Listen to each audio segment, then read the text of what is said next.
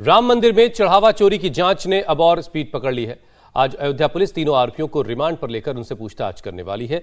अनुकल्प मिश्रा, लवकुश मिश्रा और करुणेश पांडे को आज पुलिस एक दिन के रिमांड पर ले रही है। इन तीनों आरोपियों को अयोध्या जेल से पुलिस अपने कस्टडी में लेगी। इसके बाद सुबह 10 बजे से तीनों से पूछताछ शुरू होगी। जांच के दौरान पुलिस तीनों को आमने सामने बिठाकर पूछताछ करेगी। इन ठिकानों से गबन के सबूत की बरामदगी भी होगी। पुलिस के निशाने पर अनुकल्प मिश्रा के हाल ही में खरीदी गई प्रॉपर्टीज भी हैं। पुलिस अनुकल्प को उसके नए घर और गाड़ी को लेकर भी पूछताछ करेगी और जरूरत पड़ने पर इन जगहों की तलाशी भी ली जाएगी। पुलिस ने रविवार को जेल में 5 आरोपियों से भी पूछताछ की थी। इस पूछताछ में कई खुलासे भी हुए थे और इसीलिए अब तीनों को पुलिस जेल से बाहर निकालकर अपनी रिमांड में पूछताछ करना चाहती है।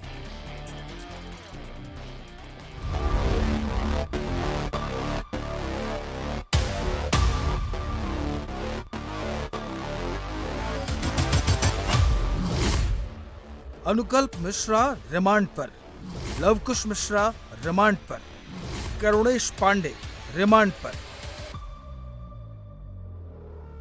चढ़ावा चोरी के इन 3 आरोपियों से आज रिमांड में पूछताछ होनी है। तीनों इस वक्त अयोध्या की जेल में बंद हैं। तीनों की रिमांड की अर्जी कोर्ट ने मंजूर कर दी है। आज एक दिन के लिए पुलिस इन्हें जेल से निकालकर अपनी कस्टडी में लेगी। सबसे पहले ये जान लीजिए कि अयोध्या पुलिस आज क्या क्या करने वाली है। सुबह 10 बजे अयोध्या पुलिस तीनों आरोपियों से पूछताछ शुरू करेगी। आरोपियों को उन ठिकानों पर ले जाया जाएगा जहां चढ़ावा चोरी की रकम के सुराग मिले हैं। आरोपियों के ठिकानों से प्रॉपर्टी के कागजात या चोरी किया गया कीमती सामान बरामद करने की कोशिश की जाएगी। पुलिस ने तीनों आरोपियों की 7 दिन की रिमांड अदालत से मांगी थी।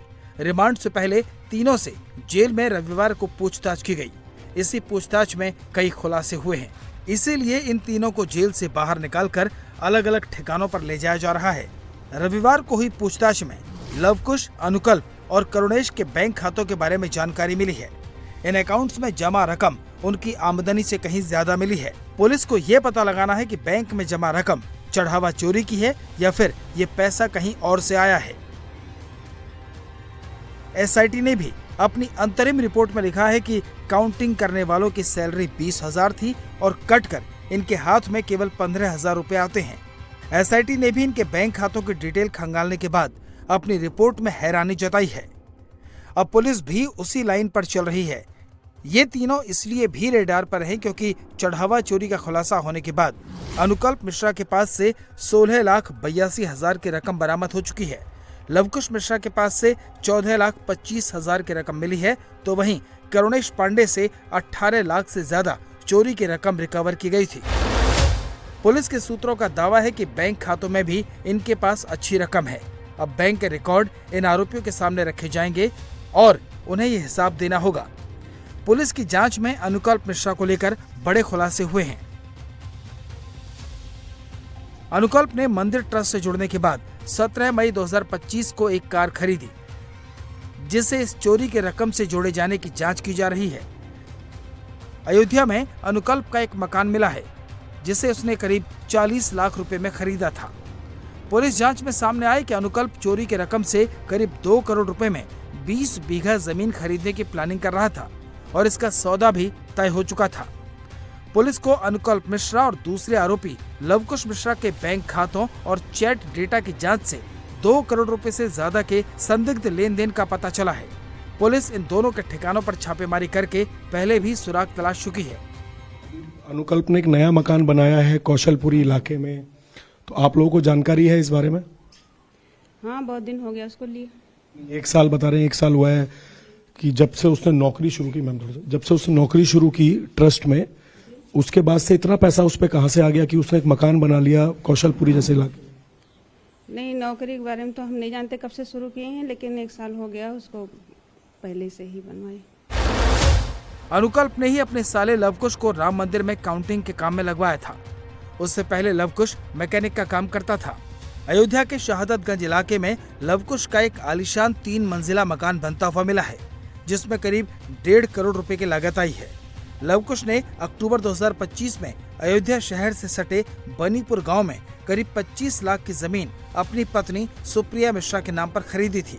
इसके कागजात पुलिस ने जब्त किए हैं। लवकुश के बैंक खातों की जांच में लाखों रुपए के संदिग्ध लेन देन का पता चला है। लवकुश को करीब 17,000 रुपए सैलरी मिलती थी और वो 1.5 करोड़ रुपए का घर बनवा रहा था। इस मकान को लेकर अयोध्या विकास प्राधिकरण ने नोटिस जारी किया है और अवैध निर्माण पर बुलडोजर चलाने की तैयारी है। कोई नोटिस नहीं मिली। कहाँ पे बन रहा है आपका मकान? मेरा मकान बन रहा है शहादतगंज के पास। तो वो उस पे विकास प्राधिकरण ने नोटिस भेजा है आपके पास, बता रहा है? नहीं, मेरे पास कोई नोटिस नहीं आई हुई है। विकास प्राधिकरण से नक्शा पास है आपके? नक्शा पास है, लेकिन इसके बारे में मेरे ससुर जानते हैं, वही बनवा रहे हैं। कलंग साहब कहीं मुंह दिखाने के काबिल नहीं, घर में कहीं आने जाने के काबिल स्थिति नहीं है। हम लोगों की स्थिति बहुत नाजुक थी, कोई विशेष बात हम लोगों की बात नहीं था। 4-6 बीघा जमीन, 2-4 ठो भैंसी है, उन्हीं से हमारे लोगों का जीवन निर्वाह होता था। न हमारे पास पैसा है न कौड़ी है। इससे पहले अयोध्या पुलिस अविनाश शुक्ला को रिमांड में लेकर पूछताछ कर चुकी है। उसे उन जगहों पर ले जाकर पूछताछ की जा चुकी है जहां वो चढ़ावा चोरी के पैसों का बंटवारा करते थे और अब आज 3 आरोपियों को पुलिस रिमांड पर ले रही है। इन्हें भी पुलिस उन जगहों पर ले जाएगी जहां जहां इनके पैसा लगाने या छिपाने के सुराग मिले हैं, ताकि चढ़ावा चोरी के पैसे रिकवर किए जा सकें। राम मंदिर ट्रस्ट से बाहर होने के बाद चढ़ावा चोरी को लेकर चंपत राय का पहला बयान सामने आया है। चंपत राय ने 2 चिट्ठियों के जरिए अपना पक्ष भी रखा है। पहली चिट्ठी उन्होंने राम भक्तों के नाम लिखी है, जिसमें उन्होंने अपनी स्थिति स्पष्ट की, जबकि एसआईटी को भी उन्होंने लिखित बयान वाला पत्र भेजा, जिसमें चढ़ावा चोरी के लिए स्टेट बैंक और अनिल मिश्रा को जिम्मेदार ठहराया। एसआईटी को भेजे बयान में उन्होंने कहा कि स्टेट बैंक के साथ चढ़ावे की रकम की काउंटिंग और उसे बैंक तक पहुंचाने के लिए जो दूसरा एग्रीमेंट हुआ, उसकी उन्हें जानकारी ही नहीं थी। इस एग्रीमेंट पर उनके साइन भी नहीं है और स्टेट बैंक और राम मंदिर ट्रस्ट के बीच जो दूसरा एग्रीमेंट हुआ, उस पर अनिल मिश्रा के दस्तखत हैं।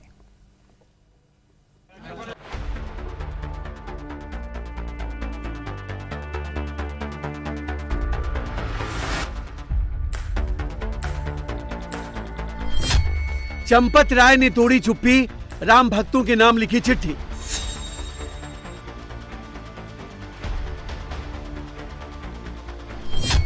चंपत ने एसआईटी को भी पत्र लिखा, बैंक और अनिल मिश्रा पर फोड़ा ठीकरा।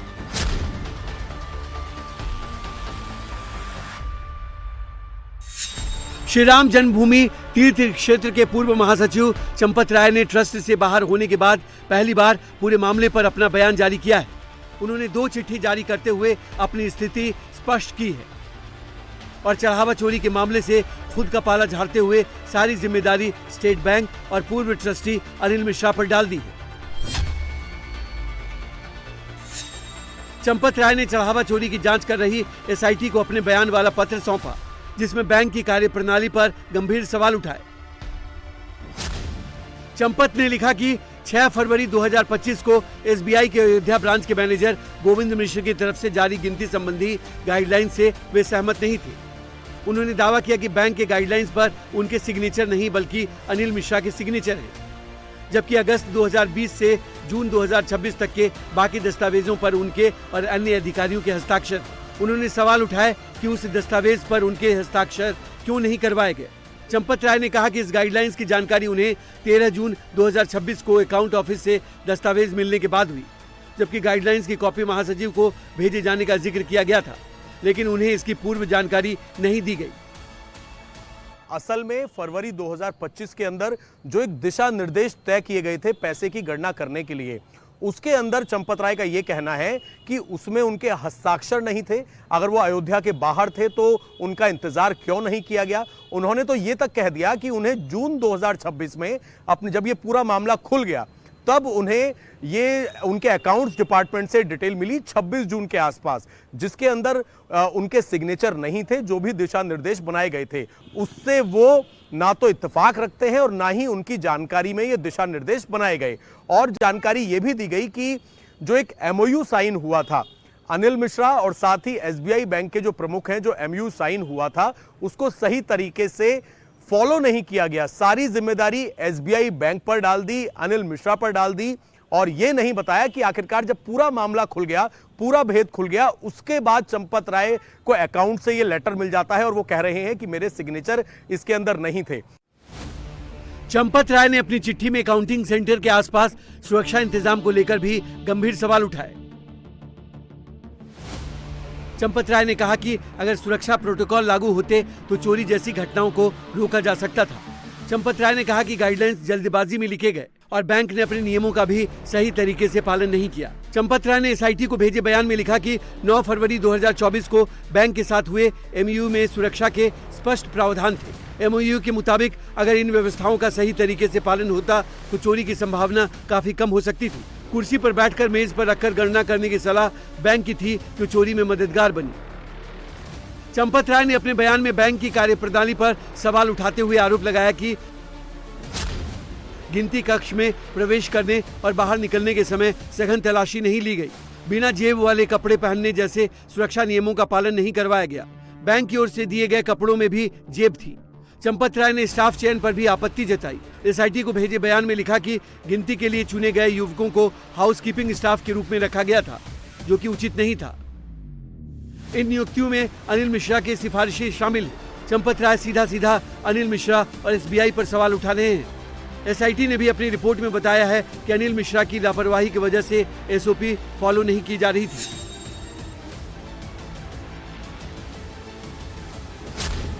क्योंकि राम मंदिर में आ रहे चढ़ावे के हिसाब किताब की मुख्य जिम्मेदारी अनिल मिश्रा की ही थी। अनिल मिश्रा ने ही चढ़ावे की गिनती पर नजर रखने के लिए रिटायर्ड बैंक कर्मी सुभाष श्रीवास्तव को गणना प्रभारी बनाया था। सुभाष श्रीवास्तव अब जेल में। एसआईटी रिपोर्ट के मुताबिक अनिल मिश्रा ने स्टेट बैंक के साथ चढ़ावे की पूरी प्रक्रिया के लिए एसओपी के 2 समझौते किए थे। पहला एग्रीमेंट 20 सितंबर 2024 को हुआ और दूसरा एग्रीमेंट 6 फरवरी 2025 को हुआ, जिस पर ट्रस्ट की तरफ से अनिल मिश्रा के साइन थे। राम मंदिर ट्रस्ट से जुड़े लोगों का भी मानना है कि अनिल मिश्रा और एसबीआई की ढिलाई की वजह से चोरी की घटना हुई। मंदिर ट्रस्ट के ज्यादातर मेंबर्स चढ़ावे में चोरी के मामले में चंपत राय को दोषी नहीं मानते।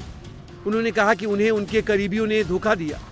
बैठक में भी ज्यादातर ट्रस्टी उनके इस्तीफे के पक्ष में नहीं थे। जो यहाँ के मुख्य हमारे थे चंपत राय, वो हमारे जाने माने व्यक्ति हैं।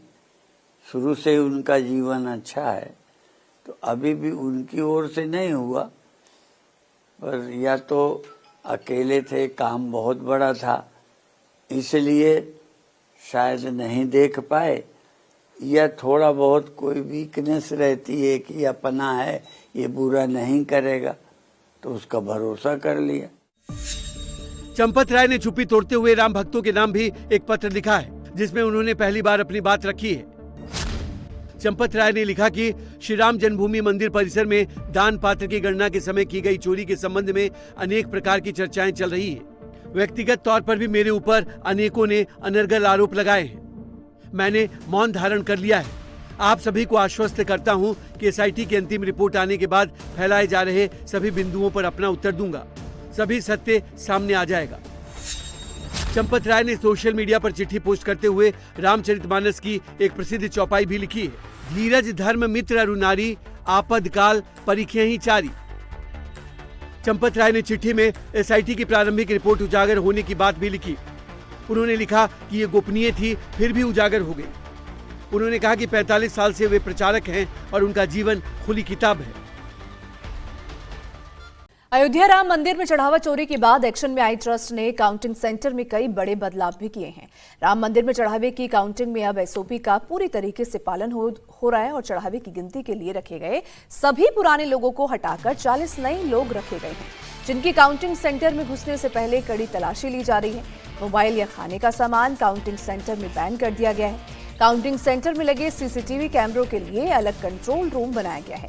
चढ़ावे की काउंटिंग पर निगरानी रखने के लिए ट्रस्ट ने अपने 4 लोगों को तैनात किया है, तो गिनती के वक्त प्राइवेट सिक्योरिटी गार्ड्स के साथ साथ पुलिस को भी तैनात किया जा रहा है। अब इन बदलावों के बाद ट्रस्ट को भरोसा है कि राम मंदिर पर श्रद्धालुओं की आस्था में कोई कमी नहीं आएगी। राम मंदिर में चढ़ावा चोरी के बाद अब ट्रस्ट जो है कई तरह के बदलाव कर रहा है। काउंटिंग सेंटर में कई सारे चेंजेस किए जा रहे हैं। चढ़ावे की काउंटिंग में अब एसओपी का पालन पूरी तरह से हो, इस पर खास जोर दिया जा रहा है। चढ़ावे की गिनती के लिए जो पुराने लोग थे उन सबको हटा दिया गया है। नए 40 लोग रखे गए हैं, जिनकी काउंटिंग सेंटर में घुसने से पहले कड़ी तलाशी ली जा रही है। मोबाइल या फिर खाने पीने का सामान या कोई और चीज़ अब काउंटिंग सेंटर में ले जाने की इजाज़त नहीं है। काउंटिंग सेंटर में जो सीसीटीवी कैमरे लगे हैं उनके लिए एक अलग से कंट्रोल रूम बनाया गया है। ताकि वहां से निगरानी रखी जा सके। ट्रस्ट के 4 लोग भी कंट्रोल रूम में रहेंगे ताकि वो पैनी नजर रख पाए। गिनती के वक्त प्राइवेट सिक्योरिटी गार्ड्स के साथ साथ पुलिस को भी वहां पर तैनात किया जा रहा है। अब इन सारे बदलावों के बाद ट्रस्ट को ये भरोसा है कि राम मंदिर को लेकर के लोगों में जो आस्था है उसमें कोई कमी नहीं है। तो चोरी अब ना हो और लोगों का भरोसा कायम रहे। राम मंदिर में जिनकी आस्था है, जो उनको तकलीफ पहुंची है, जो चोट पहुंची है, वो धीरे धीरे ख़त्म हो और जो आस्था है वो बहाल रहे लोगों की। इसके लिए ट्रस्ट ने कई कदम उठाए हैं, जिसमें सबसे बड़ी बात यह है कि जितने भी पुराने कर्मचारी थे जो काउंटिंग के काम में लगे थे, उन सबको हटा दिया गया है। 40 नए लोगों को रखा गया है। सीसीटीवी के जरिए निगरानी का जो पूरा काम है उसे और पारदर्शी और ट्रांसपेरेंट किया गया है। एक कंट्रोल रूम अलग से बनाया जा रहा है जहां से निगरानी की जाएगी, जहां ट्रस्ट के लोग भी मौजूद रहेंगे।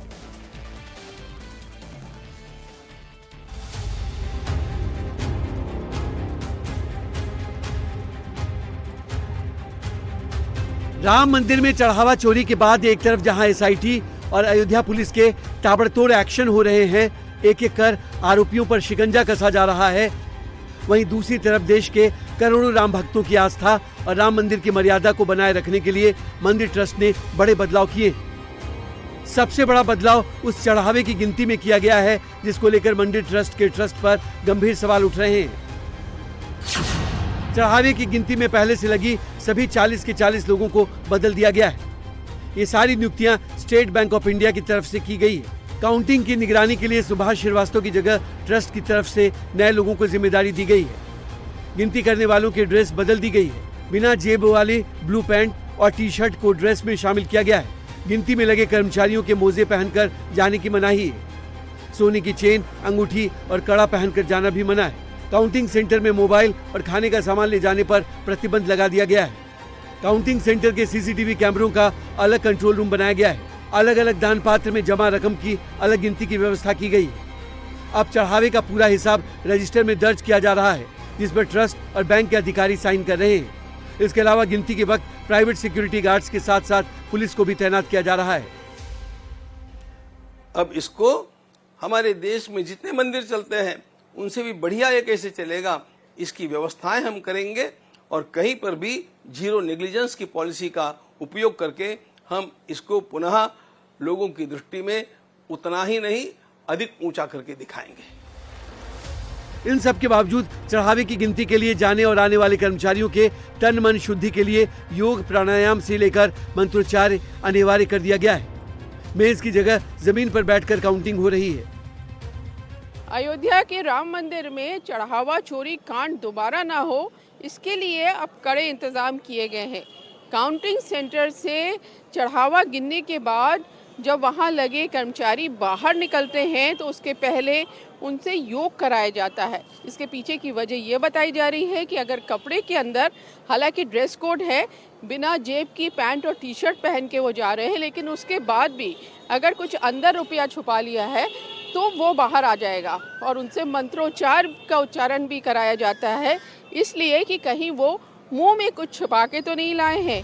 राम मंदिर के मैनेजमेंट में लगे ट्रस्ट पर लोगों का भरोसा कायम रहे और मंदिर में दिए जा रहे दान की सुरक्षा को लेकर श्रद्धालु निश्चिंत रह सके, इसके लिए ट्रस्ट ने काउंटिंग के काम को ज्यादा प्रोफेशनल तरीके से करने के साथ ही चढ़ावा गिनने वालों से लेकर काउंटिंग करने और बैंक पहुंचाने तक कड़ी निगरानी पर जोर दिया है।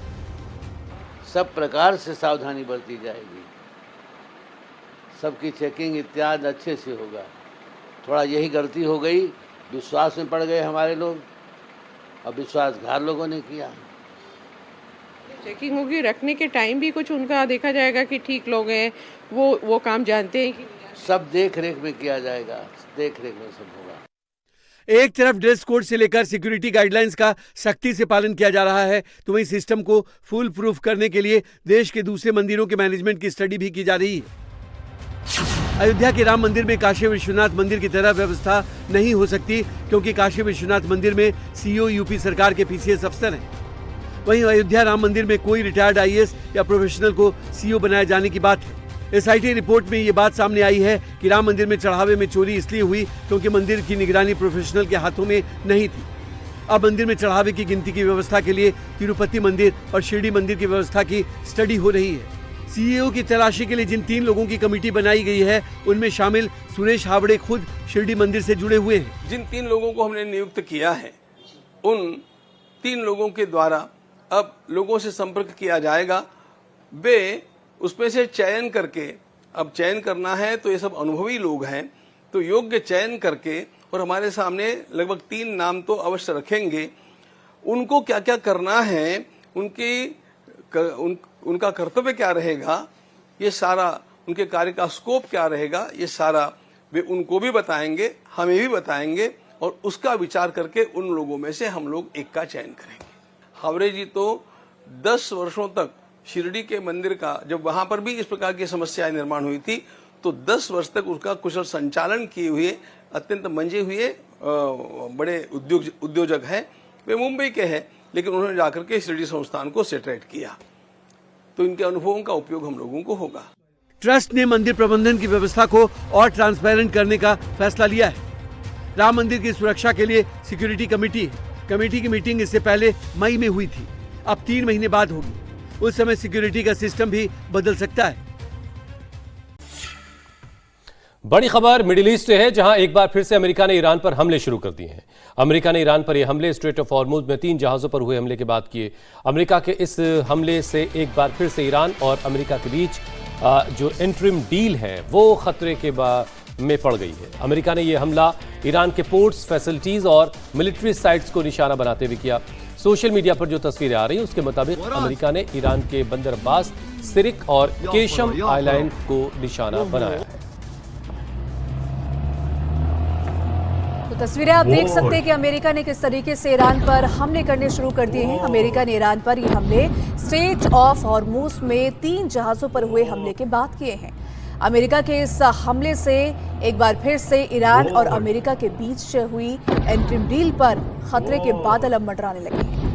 अमेरिका ने ये हमले ईरान के पोर्ट्स, फैसिलिटीज और मिलिट्री साइट्स को निशाना बनाते हुए किए। तो वहीं सोशल मीडिया पर जो तस्वीरें सामने आ रही है, जो स्क्रीन पर तस्वीरें हैं, उनके मुताबिक अमेरिका ने ईरान के बंदर अब्बास, सिरिक और केशम आइलैंड पर ये जबरदस्त हमले किए। तो ये तस्वीरें आप देख रहे हैं, ईरान के जो पोर्ट्स हैं उनको टारगेट किया गया, जो पोर्ट फैसिलिटीज़ हैं, जिसमें बंदर अब्बास है, सिरिक है और एक आइलैंड है केशम, वहाँ भी अमेरिका ने बमबारी की है। और ये ऐसे वक्त में ये हमले शुरू हुए हैं जब ईरान और इराक में फिनरल का प्रोग्राम चल रहा है। सुप्रीम लीडर रहे सैयद अली खामनेई के फिनरल का प्रोग्राम 3 तारीख से शुरू हुआ, जब 3 को पहले दिन दुनिया भर के करीब 100 से ज़्यादा देशों के डेलीगेट्स ने जाकर के श्रद्धांजलि दी। और अभी इस वक्त ट्रंप जहां बैठे हैं वो ईरान के बिल्कुल पड़ोस में है, यानी उत्तर पश्चिम का जो हिस्सा, जो सरहदें मिलती हैं ईरान की टर्की से। टर्की में इस वक्त एक बड़ी समिट चल रही नाटो की, और डोनाल्ड ट्रंप वहां पहुंचे, और वहां पहुंचने के बाद भी नाटो कंट्रीज़ को खरी खरी उन्होंने सुनाई। और वहाँ से और इसी बीच ये खबर आ रही कि ईरान पर अमेरिका ने हमला कर दिया है। जिन 3 जहाज़ों की बात हो रही है उसको लेकर के ईरान की तरफ से कोई आधिकारिक बयान नहीं आया था। उनकी तरफ से ये नहीं कहा गया कि उन्होंने ये हमला किया है। तो क्या और उसके फ़ौरन बाद ईरान पर अमेरिका की तरफ से ये पलटवार किया गया है। अमेरिका ने कल आधी रात के बाद और आज तड़के ये हमले किए हैं। अमेरिकी सेना के टारगेट लिस्ट में ईरान के पूर्व स्ट्रेट आर्सेनल शामिल थे। इसके साथ ही अमेरिका ने ईरान के डिफेंस, तटीय निगरानी, सतह से हवा में मार करने वाली मिसाइलें, anti ship cruise missile sites, drone launch साइटें और बंदरगाह की जो सुविधाएं हैं उनको, फैसिलिटीज़ को टारगेट अमेरिका ने किया है। आज 8 जुलाई है। जो फिनरल का प्रोग्राम है वो आज इराक में होना है, इराक के नजफ और करबला शहर में। और उसके बाद कल फिर से जो पार्थिव शरीर है सैयद अली खामनेई का, वो एक बार फिर से ईरान लौटेगा और मशहद में उनको दफनाया जाना है। मतलब पूरी मशीनरी जो सरकारी है वो अभी फिनरल में लगी हुई है। हालांकि जो सुरक्षा का जिम्मा जो IRGC उठाती है वो अपने काम में जाहिर है लगी होगी।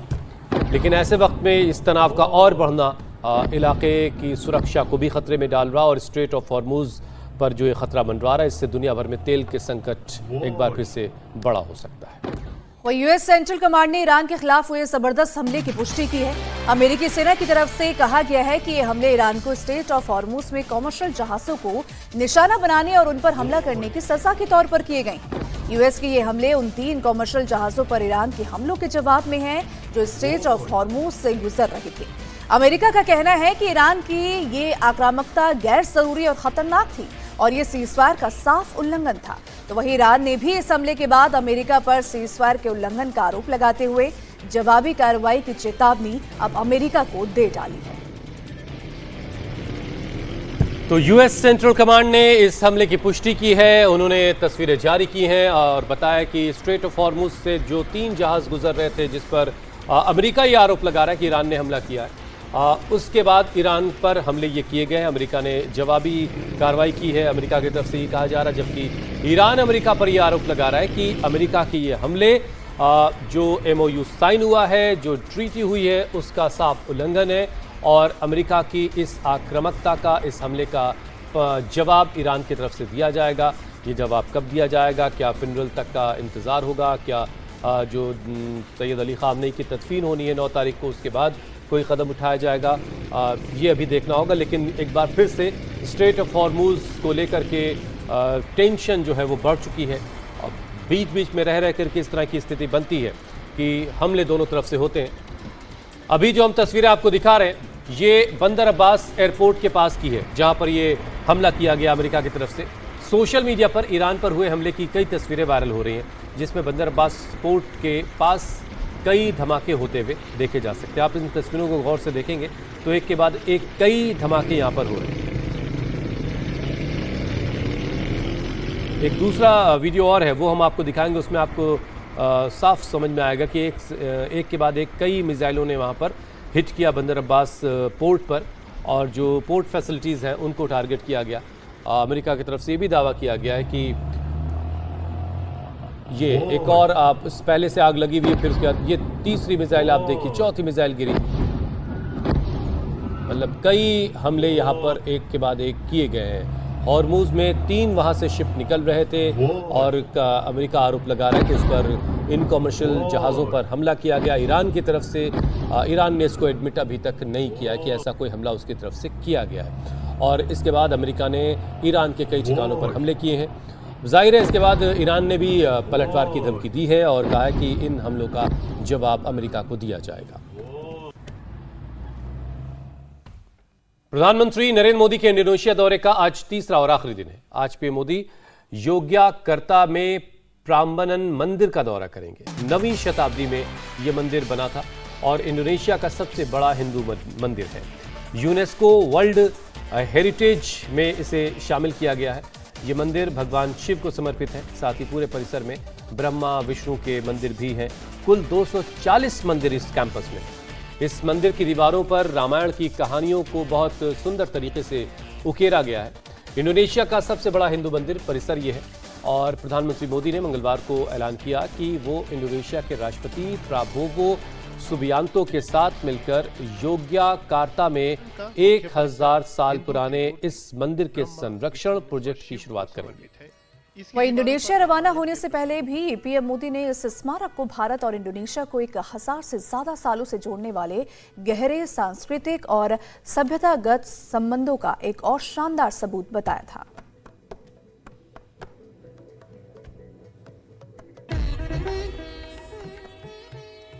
पीएम नरेंद्र मोदी के इंडोनेशिया दौरे के दूसरे दिन भारत और इंडोनेशिया ने डिफेंस सेक्टर में बहुत बड़ा समझौता किया है। दोनों देशों के बीच लगभग $600 मिलियन कीमत की BrahMos supersonic cruise missile supply का बड़ा रक्षा समझौता हुआ है। इसके साथ ही इंडोनेशिया भारतीय डिफेंस सिस्टम का एक प्रमुख खरीदार बन गया है। इसके साथ ही भारत डायनामिक्स लिमिटेड और इंडोनेशिया की डिफेंस कंपनी रिपब्लिक कॉर्प के बीच Astra air to air missile system और उन्नत रक्षा तकनीक ट्रांसफर को लेकर भी समझौता हुआ है। दोनों देश मलक्का स्ट्रेट के पास रणनीतिक रूप से स्थित संबाग पोर्ट का संयुक्त रूप से विकास करने पर सहमत हुए हैं। तो ये पोर्ट भारत के एक ग्रेट निकोबार पोर्ट प्रोजेक्ट के करीब है और समुद्री सुरक्षा के लिहाज से देखें तो ये बेहद अहम माना जाता है। इसके अलावा भारत इंडोनेशिया के स्टील, निकेल और रेयर अर्थ मैग्नेट सेक्टर में इन्वेस्टमेंट करेगा। IIM बेंगलोर इंडोनेशिया में अपनी ब्रांच खोलेगा। तो वहीं इंडोनेशिया में चुनाव कराने के लिए भारत वहां के लिए स्पेशल EVM को भी डेवलप करेगा। इंडोनेशिया में पीएम मोदी को इंडोनेशिया ने अपने सर्वोच्च सम्मान से प्रधानमंत्री मोदी को नवाजा है। सिविलियन अवार्ड है वहां का बिंटांग आदिपूर्णा से उन प्रधानमंत्री को नवाजा गया। पीएम मोदी को अब तक 35 देश अपने सर्वोच्च नागरिक सम्मान से नवाज चुके हैं। पीएम मोदी ने जकार्ता में इंडोनेशिया की संसद को भी संबोधित किया। भारत और इंडोनेशिया के ऐतिहासिक रिश्तों का जिक्र किया। इंडोनेशिया की संसद को संबोधित करने वाले मोदी भारत के पहले प्रधानमंत्री हैं। इसके बाद पीएम मोदी ने इंडोनेशिया के राष्ट्रपति के साथ भारतीय समुदाय को भी संबोधित किया। वहीं 3 दिनों की यात्रा के दौरान प्रधानमंत्री मोदी का सेरेमोनियल वेलकम किया गया। इसके बाद प्रधानमंत्री मोदी ने इंडोनेशिया के राष्ट्रपति प्राबोवो सुबियांतो के साथ डेलीगेशन लेवल की बातचीत की, जिसमें आपसी सहयोग बढ़ाने पर सहमति बनी। इस बातचीत के बाद इंडोनेशिया के प्रेसिडेंट प्राबोवो ने प्रधानमंत्री को राजकीय भोज भी दिया, जिसमें उन्होंने मोदी की जमकर तारीफ भी की। पीएम नरेंद्र मोदी ने भी भारत और इंडोनेशिया के ऐतिहासिक संबंधों की बात की। मोदी ने कहा कि इंडोनेशिया और भारत के रिश्ते हजारों साल पुराने हैं। दोनों देशों के बीच जो समुद्र है वो असल में सांस्कृतिक आदान प्रदान का पुल है।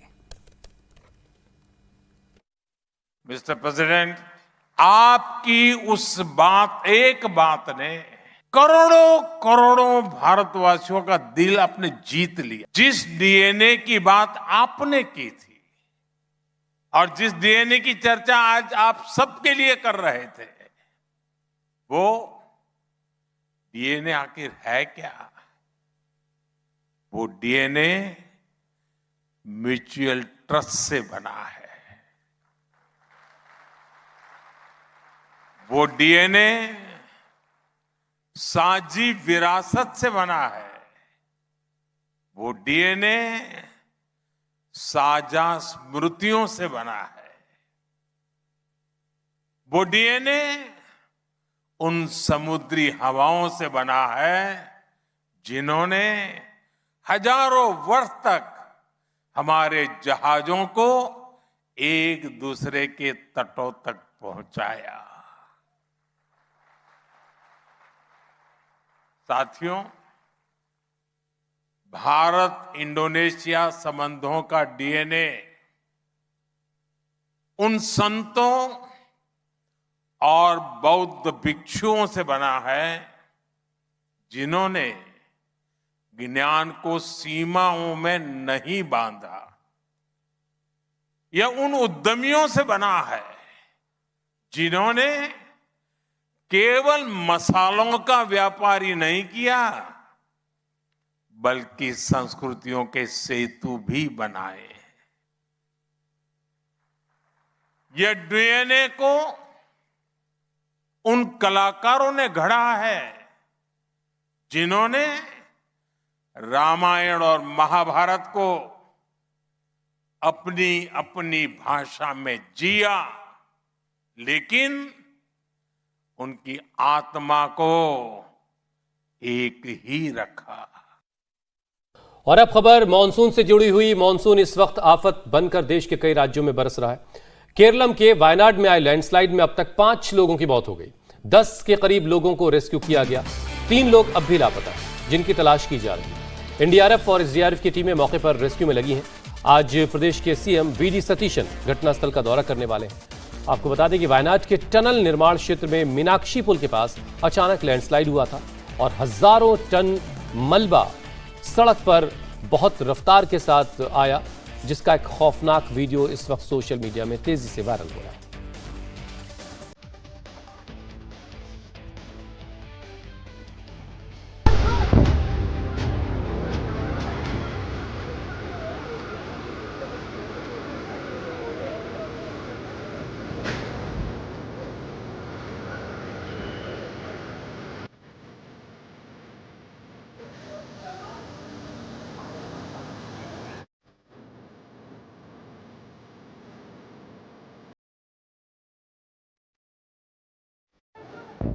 केवल 30 सेकंड में कुदरत ने ऐसी तबाही मचाई कि सब बर्बाद हो गया।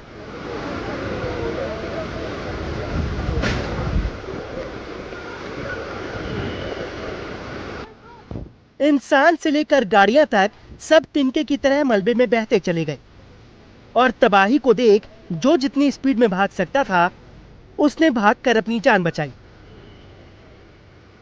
डराने वाली तस्वीरें केरल के वायनाड की हैं, जहां भारी बारिश के बाद जबरदस्त लैंडस्लाइड हुआ। बड़ी बड़ी चट्टानों के साथ हजारों टन मिट्टी तेज बहाव के साथ आबादी वाले इलाके में आ गई, जिसकी चपेट में आकर बड़ी बड़ी गाड़ियां तिनके की तरह बह गई, तो कुछ लोगों को भागने तक का वक्त नहीं मिला।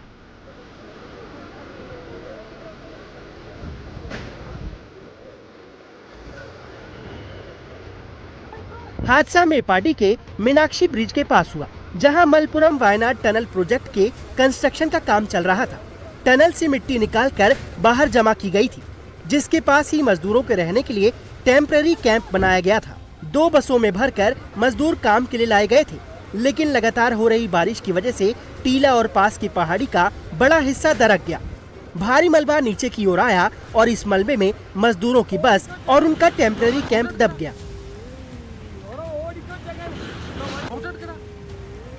हादसे के बाद तुरंत रेस्क्यू ऑपरेशन शुरू किया गया। 10 लोगों को बाहर निकाल लिया गया है। हालांकि कुछ मजदूरों की मौत हो गई, तो अभी भी कुछ लोग लापता हैं। ऐसे में पूरी रात एनडीआरएफ और एसडीआरएफ की टीम ने रेस्क्यू ऑपरेशन जारी रखा। ये हादसा और भी भयानक हो सकता था, लेकिन लगातार हो रही बारिश के चलते सोमवार से ही सुरंग कंस्ट्रक्शन का काम रोक दिया गया था। ऐसे में मौके पर बहुत ज्यादा लोग नहीं थे। वहीं आज मुख्यमंत्री वीडी सतीशन दोपहर 1 बजे भूस्खलन वाली जगह का दौरा करेंगे। दूसरी ओर अब इस प्रोजेक्ट की कॉन्ट्रैक्टर कंपनी पर केस हो सकता है। सरकार का मानना है कि टनल के मलबे को हटाने के लिए एसओपी का पालन नहीं किया गया।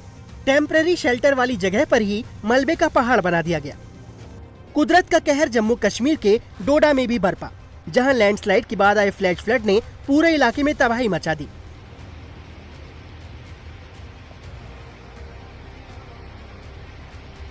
सैलाब इतना भयानक था कि मलबे में जगह जगह गाड़ियां दब गईं।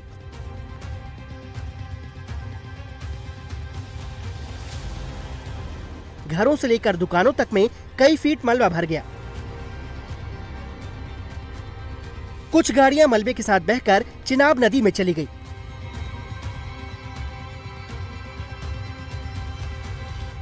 तो वहीं सड़क पर भारी भरकम बोल्डर आने से डोडा किश्तवाड़ हाईवे बंद हो गया।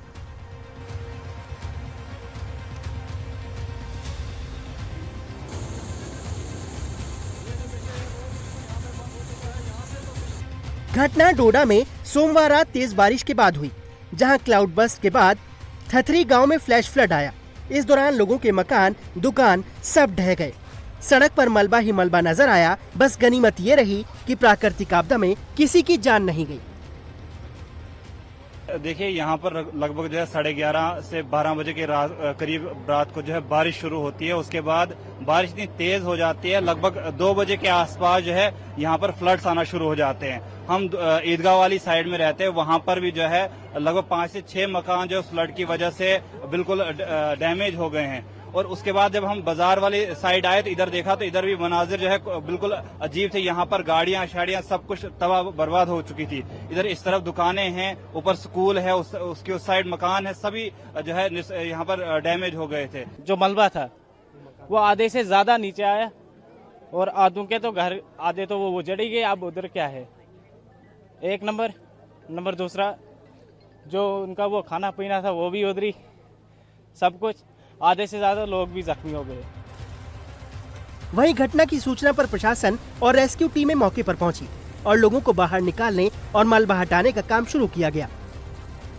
लैंडस्लाइड की वजह से वायनाड और डोडा में काफी तबाही हुई है। पहाड़ से गिरे पत्थर, मलबे से घर, दुकानें बर्बाद हो गई हैं। हालांकि प्रशासन लगातार लोगों की मदद करने में जुटा है। अहमदाबाद सीरियल ब्लास्ट मामले में गुजरात हाईकोर्ट ने 38 दोषियों की फांसी की सजा पर मुहर लगा दी है। हाईकोर्ट ने विशेष अदालत के फैसले को बरकरार रखा। वहीं हाईकोर्ट ने 38 दोषियों की फांसी की सजा के साथ ही मामले के 11 अन्य दोषियों को दी गई उम्र कैद की सजा को भी बरकरार रखा है। हाईकोर्ट की खंडपीठ ने दोषियों की सभी अपीलों को खारिज करते हुए इसे रेयरेस्ट ऑफ रेयर केस माना है। 26 जुलाई 2008 को अहमदाबाद में महज 70 मिनट के अंदर 21 सिलसिलेवार धमाके हुए थे और बर्बर आतंकी हमले ने पूरे देश को झकझोर कर रख दिया था। इसमें 56 मासूम लोगों की जान चली गई थी और 200 से ज्यादा लोग गंभीर रूप से घायल हुए थे। पहले तो ये जानना चाहता हूं कि कितना कॉम्प्लेक्स था ये केस। निर्णय भाई, 26 जुलाई 2008 को हम लोग ऑफिस में ही थे और एक खबर आई कि नारोल सर्कल के पास एक ब्लास्ट हुआ है साइकिल पे। तो हम लोगों ने इमीडिएटली वहाँ पे रश किया। तो नारोल सर्कल के दोनों साइड पे, एक हनुमान जी मंदिर के पास और एक दूसरी साइड पे, दोनों जगह साइकिल पे ब्लास्ट हुए थे। तो जगह हमने कवर की और थोड़ा ध्यान से देखा सारी चीज़ें। तो इसमें हमें थोड़ा सीरियस मालूम पड़ा कि ये कोई मामूली सा ब्लास्ट या कोई ऐसी मिसचिफ नहीं है। उसके बाद फ़ौरन हमने क्राइम ब्रांच की जो टीमें थी उसको लगा दिया कि सस्पेक्ट को जितने भी है इस मामले में पुराने, वो सबको एक बार पूछताछ के लिए बुला लिया जाए। और साथ साथ में वहीं हम जगह का निरीक्षण वगैरह कर रहे थे, उसी टाइम दूसरी जगह से भी ब्लास्ट का खबर आने लगे और थोड़ी देर में इतनी अफरा तफरी मच गई थी वहाँ पे कि मोबाइल नेटवर्क भी ऑलमोस्ट जाम हो गया था और हमारा पुलिस का वायरलेस नेटवर्क भी सब जगह से एक साथ मैसेज आने की वजह से जाम हो गया था। एक जगह से दूसरी जगह जाना भी बड़ा मुश्किल हो गया था। फिर भी हम लोगों ने जहाँ हो सका वहाँ टीमें भेज के फटाफट इसके एविडेंस कलेक्ट करवाए। बिहार के मुजफ्फरपुर में पत्नी की हत्या के आरोप में एक बीडीओ को गिरफ्तार किया गया। आरोपी बीडीओ मनोज कुमार पर अपनी पत्नी अमृता को जहर देकर के मारने का आरोप है। मृतका के परिवार ने बीडीओ पर 10 लाख रुपए दहेज मांगने का आरोप लगाया है। पुलिस को दी गई शिकायत में महिला के मायके पक्ष के लोगों ने आरोप लगाया कि दरभंगा के जाले ब्लॉक में पोस्टेड बीडीओ मनोज कुमार का एक महिला दरोगा के साथ अवैध संबंध है। इसका विरोध करने पर मनोज ने अपनी पत्नी को जहर देकर मार डाला। पत्नी की हत्या के बाद आरोपी बीडीओ नेपाल भागने की फिराक में था, लेकिन समय रहते पुलिस ने उसे धर दबोचा। अब बीडीओ की गर्लफ्रेंड की गिरफ्तारी के लिए पुलिस सीतामढ़ी में छापेमारी भी कर रही है। वहीं भोपाल पुलिस ने राह चलते युवती से बदसलूकी करने वाले मनचले का वीडियो वायरल होने के 24 घंटे के अंदर ही उसे अरेस्ट कर लिया है। 7 जुलाई को सोशल मीडिया पर एक वीडियो वायरल हुआ था जिसमें एक बाइक सवार मनचला सरेआम एक युवती से बदसलूकी करता हुआ नजर आया। भोपाल की अयोध्या नगर पुलिस ने वीडियो पर एक्शन लेते हुए बदमाश की पहचान की और कुछ ही घंटों में उसे गिरफ्तार भी कर लिया। पुलिस की जांच में आरोपी की पहचान अभिषेक विश्वकर्मा के रूप में हुई है। आरोपी के खिलाफ पहले से भी मामला दर्ज है और गिरफ्तारी के बाद पुलिस ने उसका जुलूस निकाला और फिर उसे जेल भेज दिया गया। और अब देखिए दिव्यांगजनों के लिए स्पेशल बुलेटिन। देश में अल नीनो के संभावित प्रभाव को देखते हुए प्रधानमंत्री कार्यालय में मंगलवार को एक हाई लेवल मीटिंग हुई। मीटिंग पीएम मोदी के प्रधान सचिव डॉक्टर पीके मिश्रा की अगुवाई में हुई। सेवा तीर्थ में हुई इस बैठक में कई मंत्रालयों और डिपार्टमेंट की तरफ से की गई तैयारियों की समीक्षा की गई।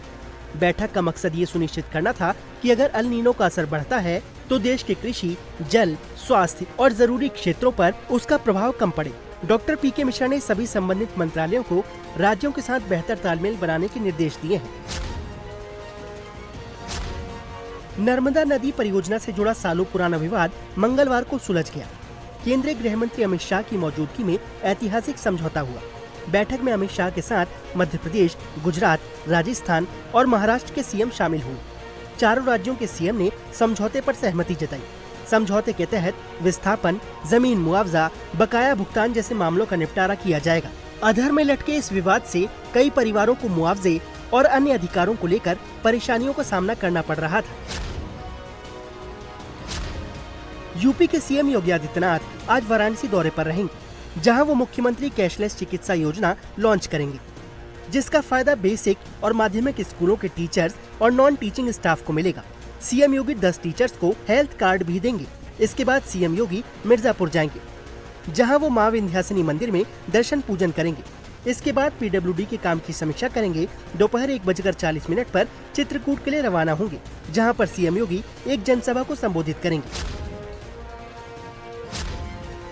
डोनाल्ड ट्रंप ने ईरान को फिर धमकी दी है। उन्होंने कहा है कि या तो दोनों देशों के बीच समझौता हो जाएगा या फिर अमेरिका अपना काम पूरा कर देगा। ट्रंप की ओर से चेतावनी ऐसे वक्त में आई है जब ईरान अपने सुप्रीम लीडर अली खामनेई की अंतिम संस्कार की तैयारियों में व्यस्त है। वहीं हॉर्मुज स्ट्रेट में एक बार फिर जहाजों पर हमले शुरू हो गए हैं। इस रास्ते से गुजर रहे 3 तेल टैंकरों पर मिसाइल और ड्रोन से हमले किए गए। हमले के बाद हॉर्मुज को लेकर नई चिंताएं पैदा हो गई हैं। इंग्लैंड ने तीसरे टी20 मुकाबले में भारत को 125 रनों से हरा दिया। टी20 क्रिकेट में ये भारत की सबसे बड़ी हार है। इस जीत के साथ ही इंग्लैंड सीरीज में 2-0 से आगे हो गया है। टॉस हारकर इंग्लैंड ने पहले बैटिंग की और 202 रन का टारगेट दिया। टीम इंडिया 11.4 ओवर में 76 रन पर ढेर हो गई। T20 में भारत का दूसरा सबसे छोटा स्कोर है। इंग्लैंड की ओर से फिल सॉल्ट ने सबसे ज्यादा 70 रन बनाए। अर्जेंटीना फीफा वर्ल्ड कप के क्वार्टर फाइनल में पहुंच गया है। मंगलवार को राउंड ऑफ 16 मुकाबले में इजिप्ट को 3-2 से हरा दिया। आखिरी मिनटों में अर्जेंटीना ने शानदार खेल दिखाया और मैच का पासा ही पलट कर रख दिया। लियोनेल मेसी और बाकी खिलाड़ियों ने अर्जेंटीना के लिए चमत्कारी प्रदर्शन किया। 78वें मिनट तक इजिप्ट 2-0 से आगे था। उसके बाद अर्जेंटीना ने 2 गोल दागकर फुल टाइम तक मुकाबला 2-2 से बराबरी पर रखा। एक्स्ट्रा टाइम शुरू होने के बाद 93वें मिनट में अर्जेंटीना ने मैच का निर्णायक गोल कर दिया।